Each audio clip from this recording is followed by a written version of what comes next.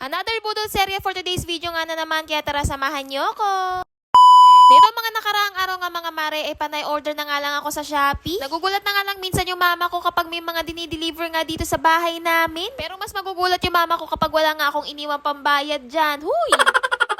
So ito na nga mga mare, no, nag-order nga ako sa Shopee ng chopping board kasi nga 'di ba minsan sa aking cooking serya ang pangit-pangit na nga nung aking chopping board, kaya naman ito bumili nga ako ng bago at kulay pink. At ito nga nag-order nga ako ng mga lagayan ng mga suka, toyo, ganun. Kasi nga yung mama ko nag-order siya pero plastic. Diyos mio Marimar, ayoko ng mga plastic na tao. Ay, hindi pala yung lagayan lang. Huy, eme!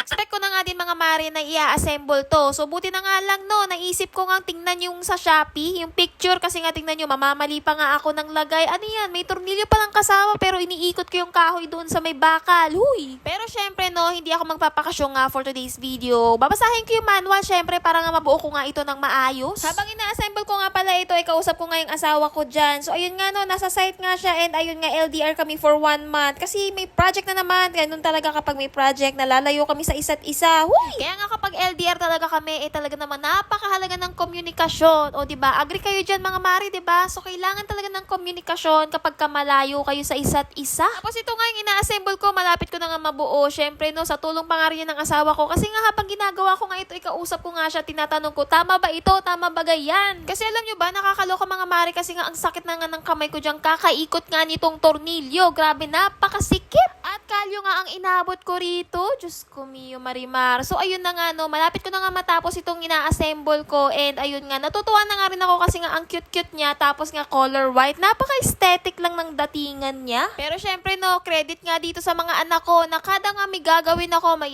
unboxing ako, ay talaga namang hindi ako nilulubay yan. Ay talaga naman, ewan ko nga kung mabilis ko nga ba itong natapos kasi nga 'di ba, napakakulit nila. Ewan ko ba sa mga batang to, akala siguro nila no, palaging laruan nga itong ginagawa ko. Hay nako. And in fairness ha, madali lang pala i-assemble to, basta nga tingnan mo nga yung picture doon sa Shopee no. Tapos yun nga yung manual, syempre napaka-importante nun. Tapos nga mga mare no, sabi ko nga sa sarili ko na kapag nakaipon-ipon nga ako sa mga sinasahod ko dito sa Facebook, ay talaga naman yung mga gamit namin dito sa bahay ay papalitan ko ng mas bongga. Huy, claim ko na talaga yan. Oo, claim na talaga yan mga mare kasi walang imposible sa mga taong masipag, diba? So ayun, kaya talaga sinisipagan ko mga mare. And ito na nga, tapos ko na nga mga mare, tingnan nyo. At sa halagang 300 pesos nga, ayan, meron na nga akong aesthetic na lagay ng mga toyo suka. So ayan, kung gusto nyo nga umorder nito, ilalagay ko dyan sa comment section ng link. At natapos din, tignan nyo, diba, napaka-perfect ng color, bagay na bagay dito sa kusina namin. Syempre, for the lagay na nga nito mga toyo suka. Ayan na nga. So ayan nga lang for today's video. Bye!